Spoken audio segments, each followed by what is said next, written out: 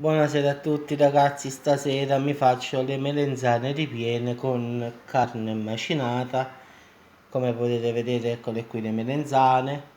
Questo è il pane che uso per tipo mollica di pane per metterlo dentro, già è fatta nella busta, quindi adesso lo trovi nei centri commerciali molto facilmente. Poi qui ragazzi ci sta la carne macinata.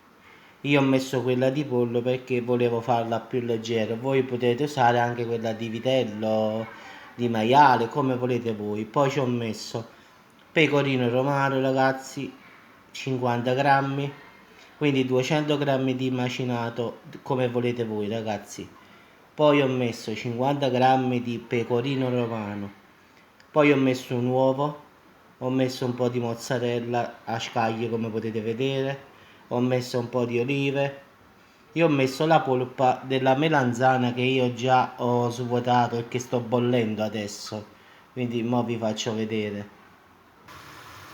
In effetti eccole qua ragazzi, stanno bollendo nell'acqua giusto 10 minuti e le tolgo, quindi è una cosa rapida. E poi ragazzi sto facendo un po' di pomodoro leggero giusto per metterlo sopra, ma giusto un poco però ed eccolo qua ragazzi, quindi un sugo semplice. Ho messo un po' di tritato di cipolla, sedano e carota, soffritto un poco e quindi adesso sto facendo tirare un poco. Mi servirà giusto un poco sopra la melenzana, quindi non tanto. Quindi adesso procediamo con la ricetta. Ecco qui ragazze, le ho preparate, le ho messo l'impasto. Adesso metterò un po' giusto di pomodoro che ho fatto già sopra e poi le andrò a infornare. Come potete vedere ragazzi, l'impasto è molto, perché questo è di pollo, quindi è venuto un po' più umido.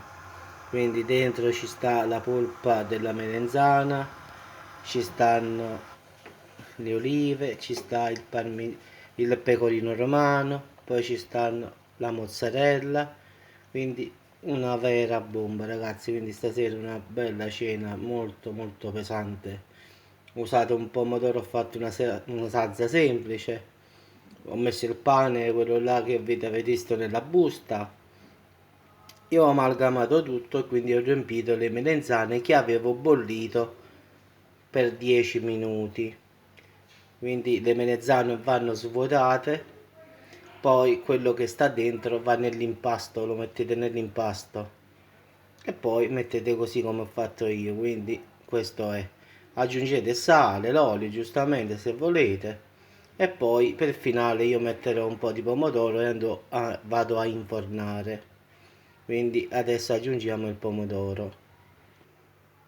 Ecco qui ragazzi, il pomodoro l'ho messo, adesso vado ad infornare e poi vedremo come sono uscite. Quindi andiamo a infornare almeno per 30 minuti più o meno, 180 gradi sopra e sotto, quindi non ventilato, normale. Quindi andiamo a infornare e poi vediamo il risultato finale.